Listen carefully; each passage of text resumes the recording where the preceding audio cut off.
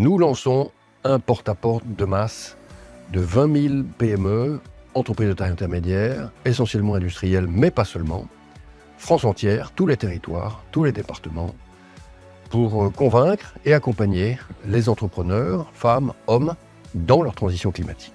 Le porte-à-porte de masse en Bourgogne-Franche-Comté est un enjeu puisque le territoire est immense et il faut rencontrer un maximum de monde. Et la meilleure manière de le faire, c'est par des manifestations. Cette année, 2023, ce sont 7 manifestations qui auront rassemblé un peu plus de 300 chefs d'entreprise. Nous proposons à ces dirigeants d'entreprise de se retrouver régulièrement pour réaliser soit des ateliers ensemble, soit des moments de formation. L'objectif, c'est de les aider à poursuivre leur parcours de transition écologique avec un maximum d'outils à leur disposition. L'objectif de la fresque, c'est d'identifier nos dépendances, mais aussi nos impacts en tant qu'entreprise, en tant qu'organisation sur les écosystèmes naturels et humains. Donc d'avoir une vision systémique de nos impacts. C'est-à-dire qu'on parle beaucoup des émissions de gaz à effet de serre dans le cadre du dérèglement climatique, mais l'idée c'est d'avoir cette vision un peu plus large, systémique, des impacts sur la biodiversité, sur la question des ressources et aussi évidemment sur la question humaine. Le rapport Comment décarboner l'industrie sans la saborder fait partie d'un ensemble plus vaste que le plan de transformation de l'économie française publié par le Shift il y a 2 ans. La technologie va être nécessaire.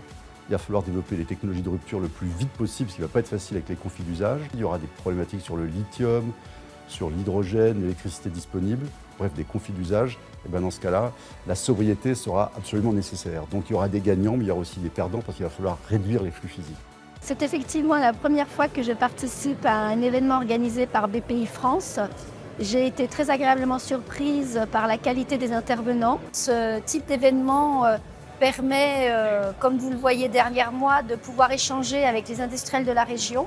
Et on a appris beaucoup de choses qui vont m'être utiles, moi, dans mon projet. C'est de la sensibilisation, c'est de la compréhension des problématiques, mais après, il faut traiter le sujet de manière individuelle. J'ai eu la chance de faire ce programme accéléré il y a 2 ans maintenant.